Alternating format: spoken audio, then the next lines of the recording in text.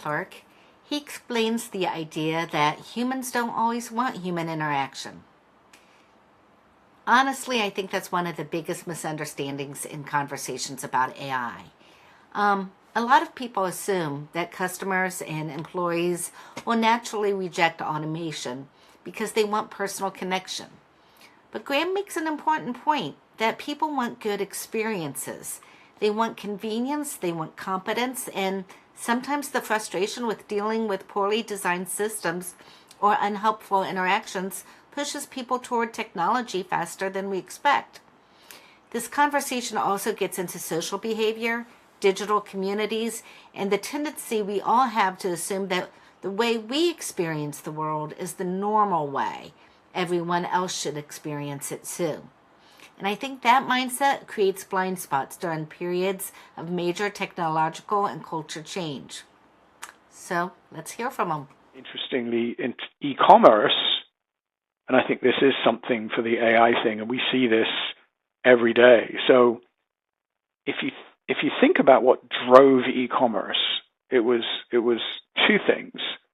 One is convenience. So, I mean, really silly stuff like, because it was foretold 15, 20 years before the internet when you had things like 24/7 grocery stores.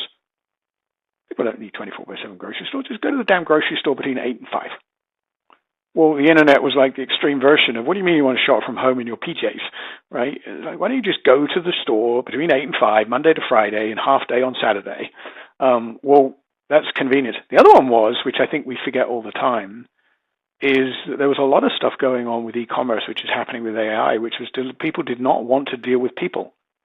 Because people are really bad and they're dumb, right? It's like the chatbot thing, is people would love to deal with a highly skilled Harvard Business School graduate on their telecom contact center phone.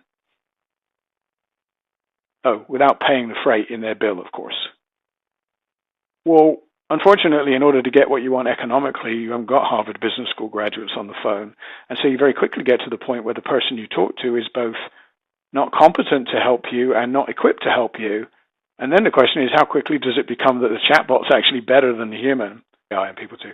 But I think the one that people underestimate is the idea that they make this assumption that people would rather deal with people. And people would rather deal with people when they want to deal with people. They would rather not deal with incompetent, bad attitude people when they don't have to deal with people. And that was true of e-commerce. You know, that is true of social media. They older people like me are like, well, why don't the kids want to actually hang out on the corner with the other kids? Well, maybe they actually like hanging out on the corner with the kids. Might rather hang out with another kid in Germany online. So that's another thing about being careful about taking whatever you have and assuming that that's perfection. It's not. And so AI, I think what's going on with AI, it's the, you know, all AI does is read what it sees on the internet. Well, guess what? My golfing buddies do exactly the same thing. And the good news is AI looks at everything on the internet. My golfing buddies only look on their weird Facebook page where their other weird friends hang out. So I think all things kind of have a natural progression, but they don't necessarily go in the order, the sequence, the time frame that we expect them to. You know, there's some stuff that works, you know, generally, like the AI thing. I mean, there's going to be an AI investment meltdown, but will it matter? I don't know. Did the dot-com meltdown matter? No, not in the 10-year horizon. It did for a short period of time. If this conversation made you think differently about technology, people, or the future of work, I think you'll connect with my book, Learn to Love the Roller Coaster. In it, I explore how humans emotionally process disruption, uncertainty, and transformation in a world where technology keeps accelerating faster than our social systems, workplaces, or identities can adapt. Because the future is not just about what technology can do, it's about understanding why people embrace it or resist it or fear it or how we depend on it.